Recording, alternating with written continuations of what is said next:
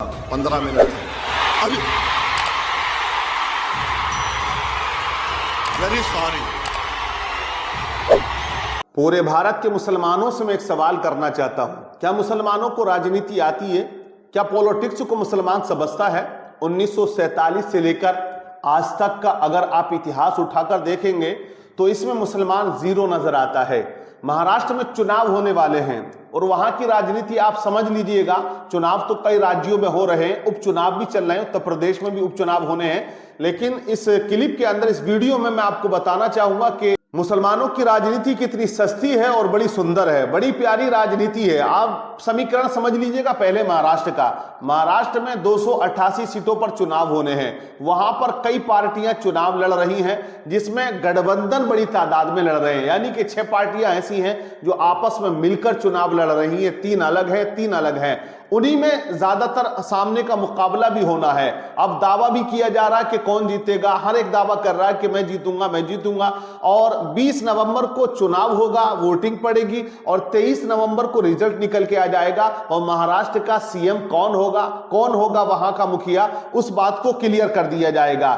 बहुमत साबित करने के लिए 288 सीटों में से 145 सीटें लाना एक पार्टी के लिए लाजमी होगा। उसे बहुमत साबित करना पड़ेगा, उसी की सत्ता होगी, उसी की सरकार होगी। लेकिन मुसलमानों का क्या किरदार है महाराष्ट्र के अंदर? महाराष्ट्र एक ऐसा राज्य है हिंदुस्तान का जो क्षेत्रफल में तीसरे नंबर पर आता है, यानी कि बड़ा राज्य कहलाता है। 288 सीटें ज्यादा सीटें कहलाती हैं विधानसभा की। लोकसभा की 48 सीटें हैं और वहां से कोई सांसद मुसलमान जीतकर इस बार नहीं आया।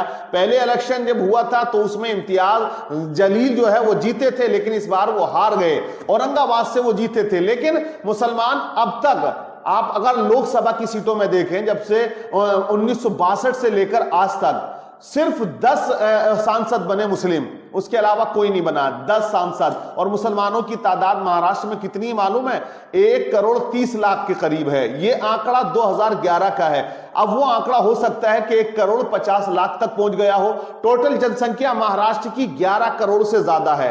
आप समझ सकते हैं कि 11.5% मुसलमान वहां पर है। और कुछ सीटें ऐसी हैं जहां पर मुसलमान बड़ी तादाद में है। मालेगांव आप देख लीजिएगा, वहां 75% मुसलमान है। लेकिन वहां जो राजनीतिक मामला चल रहा है मुसलमानों का, उसे आप समझ लीजिएगा। 16 सीटों पर उन्होंने अपने कैंडिडेट को उतारा है, जिसमें से 4 दलित समाज से हैं, 12 मुस्लिम समाज से हैं। मुसलमानों की आबादी ज्यादा है, वहां पर मुसलमान कैंडिडेट भी ज्यादा है। शहर मालेगांव के अंदर 13 प्रत्याशी मुस्लिम हैं जो अलग अलग पार्टियों से टिकट लेकर आए हैं। आबादी के हिसाब से यह क्षेत्र मुसलमानों का कहलाता है, लेकिन यहां से मुसलमान नहीं जीत पाएगा। उसका रीजन क्या होता है? उसका रीजन यह होगा कि वहां डिवाइड हो जाएंगे, वोट बढ़ जाएंगे। और फिर बाद में हम लोग क्या कहते हैं, ज्यादातर लोग क्या कहते हैं कि ईवीएम में गड़बड़ है, ईवीएम में गड़बड़ है। तो 13 प्रत्याशी हैं, अलग अलग वोट लेकर जाएंगे। तो मामला यह है कि आप देखिए, असदुद्दीन ओवैसी साहब की पार्टी वो पार्टी कहलाती है जो मुस्लिमों की हिमायत करने वाली है, और इसमें कोई शक वाली बात भी नहीं है। सबसे पहले अगर मुसलमानों के नाम पर कोई खड़ा होता है तो वो असदुद्दीन ओवैसी साहब हैं। वो चाहे राज्यसभा हो, सांसद हो, जहां भी आपको कोई बंदा मुसलमानों के हित की बात करता हुआ नजर आता है, शरीयत के खिलाफ अगर कानून बढ़े, सबसे पहले खड़ा होता हुआ कोई नजर आता है तो वो असदुद्दीन ओवैसी की जात है। लेकिन लोग आज उनको बहुत से कहते हैं कि दलाल हैं, बहुत से कहते हैं कि ये मिले हुए हैं, बहुत से कहते हैं कि वो वोट काटने के लिए आए हैं, बहुत से कहते हैं जीतेंगे नहीं। तो जीतेंगे कैसे? जब वोट नहीं दोगे तो जीतेंगे भी नहीं। हालांकि असदुद्दीन ओवैसी की पार्टी का महाराष्ट्र में रोल यह है कि 2014 में उन्होंने पहली बार वहां पर चुनाव लड़ा, यानी कि उनकी पार्टी ने चुनाव लड़ा जो 22 सीटों पर लड़ रहे थे, और 22 सीटों में उन्होंने 2 सीटों पर जीत हासिल की थी। और उसके बाद 2019 में उन्होंने 44 सीटों पर चुनाव लड़ा, फिर भी 2 सीटों पर ही जीत हासिल की है।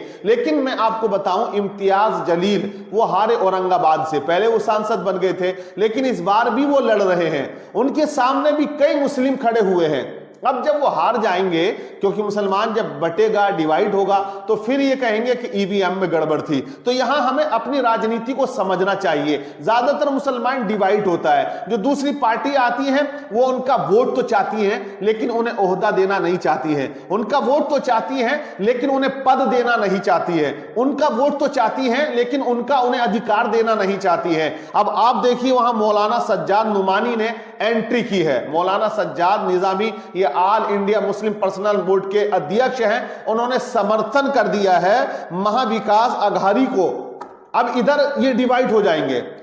मौलाना नुमान सज्जाद ने कह दिया है कि वोट जो है तमाम मुसलमान मिलकर महाविकास अघोरी पार्टी को दिए, उन्हीं के कैंडिडेट को दें, किसी और को ना दें। तो एक तरफ वहां वोट कटेंगे, दूसरी तरफ असदुद्दीन ओवैसी साहब की पार्टी है, तीसरी जानिब और जो छोटी बड़ी पार्टियां हैं, कुल मिलाकर उन्होंने भी जो है मुसलमानों को दिया है टिकट, वो प्रत्याशी बने हैं। 420 के करीब प्रत्याशी मुस्लिम हैं पूरे महाराष्ट्र में, जिसमें 218 निर्दलीय हैं और बाकी आप समझ सकते हैं कि 202 को पार्टियों ने टिकट देकर खड़ा किया है। तो पार्टी देती है तो जरूर कहीं ना कहीं बिरादरी, कहीं ना कहीं रिश्तेदारियां और कुछ पक्षपात, कुछ इलाका, कुछ महल्ला, ये जरूर डिवाइड हो जाते हैं। तो डिवाइड की बुनियाद आप देखिए, अभी लोकसभा का जब चुनाव हुआ था, अमरोहा से एक बड़े ही गद्दावर नेता है दानिश अली, उनको हराया 28,000 वोटों से, लेकिन सामने एक और प्रत्याशी खड़े थे बसपा से टिकट लेकर, मुस्लिम कैंडिडेट थे, वो 1,16,000 के करीब वोट लेकर आए। फिर वहां कहा जा रहा कि दानिश अली कैसे हार गए, उनको तो जीत जाना चाहिए था। तो भाई जब बढ़ गए, और आपने अभी नारा देखा नहीं देखा, कितना नारा चल रहा था, नारा वही है कि बटोगे तो मामला वही है, फिर डिवाइड हो जाओगे तो मामला गड़बड़ा जाएगा। तो बहरहाल कहने का मकसद यह है कि राजनीति को समझना चाहिए, हमें अपनी हिस्सेदारी जरूर रखनी चाहिए, हमें अपना बड़ा पद लेना चाहिए, लेकिन मिलेगा तब जब इत्तेफाक होगा, यूनिटी होगी और सबके हित की बात होगी। आज जो पार्टियां लड़ रही हैं, मैं आपको बता देता हूं कि कांग्रेस ने जो टिकट दिए हैं वो गालिबन 9 लोगों को टिकट दिया है जो मुस्लिम हैं। उसके बाद दूसरी जो पार्टियां हैं जैसे भाजपा है, किसी को नहीं दिया है। और जो महागठबंधन कह रहा है कांग्रेस का, 150 सीटों पर महाराष्ट्र में किसी मुसलमान को टिकट नहीं दिया गया है। अजीत पवार की एनसीपी ने 5 मुस्लिम कैंडिडेट खड़े किए हैं, और वो ऐसी जगह पर खड़े हैं जहां मुस्लिम बहुमूल्य है, जहां मुस्लिम क्षेत्र है, वहां पर और भी मुस्लिम खड़े हुए हैं। खड़ा होता है क्या मुसलमान अपने बूते पर, अपनी ताकत पर ही अपने कैंडिडेट को जिता सकते हैं या नहीं जिता सकते? वो कितनी सीटें हैं जहां अगर मुसलमान चाहें तो वहां से मुस्लिम प्रत्याशी आराम से जीत सकता है। 2019 के विधानसभा की अगर बात करें तो 20 प्रत्याशी खड़े हुए थे, जिसमें 10 जीतकर आए थे और 10 को हार मिली थी। जो बड़ी बड़ी पार्टियों से जिनको टिकट मिला था, आप समझ सकते हैं वहां अबू आजमी भी हैं, सपा की जो सीटें हैं वो वहां पर भी प्रत्याशी खड़े हैं, वहां पर भी ज्यादातर मुस्लिम कैंडिडेट हैं। क्योंकि देखिए 2 सपा के जीते थे, 2 कांग्रेस से आए थे और 2 जो है एमआई से आए थे। इस तरह से कुल मिलाकर 2 एनसीपी से आए थे और 1 शिवसेना से भी आया था। तो कुल मिलाकर इस तरह 10 विधायक बने थे 2019 के चुनाव में। इस बार 420 खड़े हैं और 420 का आंकड़ा बड़ा मुझे डेंजर लग रहा है ना। 420 का आंकड़ा आ गया और 218 निर्दलीय हैं, आप समझ लें। अब उसमें कितने बटेंगे, कितने जीतेंगे, ये जब रिजल्ट आएगा तब पता चल जाएगा। लेकिन मैं आपको बताऊं, कुछ ऐसे क्षेत्र हैं जहां मुसलमान बड़ी आबादी है। 40 ऐसी विधानसभा सीटें हैं जहां पर वो पूरी भूमिका निभा सकते हैं, फुल वाली भूमिका। वो चाहे जिसे चाहें जिता सकते हैं, जिसे चाहें वो हरा सकते हैं। गालिबन बड़ी तादाद में मुसलमान वो जुग्राफिया बदल सकता है महाराष्ट्र के अंदर, लेकिन बदला तभी जाएगा जब एक यूनिटी के साथ में चुनाव हो और एक ही जगह अगर वो वोटिंग करेंगे। वरना आप समझ लें कि मौलाना नुमान सज्जादी साहब ने अलग ऐलान कर दिया, असदुद्दीन ओवैसी अलग लेकर चल रहे हैं, अबू आजमी अलग हैं, अपने अपने इलाके के छोटे बड़े नेता अलग अलग अपनी पार्टियां लेकर खड़े हुए हैं और वो चुनाव में आए हुए हैं। पर असदुद्दीन ओवैसी की पार्टी, वो असदुद्दीन ओवैसी जो हमेशा मुसलमानों के हित में बोलते हैं, उनके लिए खड़े होते हैं, उनके अधिकार की बात करते हैं, उन्हें साझेदारी दिलाने की बात करते हैं और वो संविधान की बात करते हैं, संविधान की हिफाजत की बात करते हैं, संविधान के लागू होने की बात करते हैं।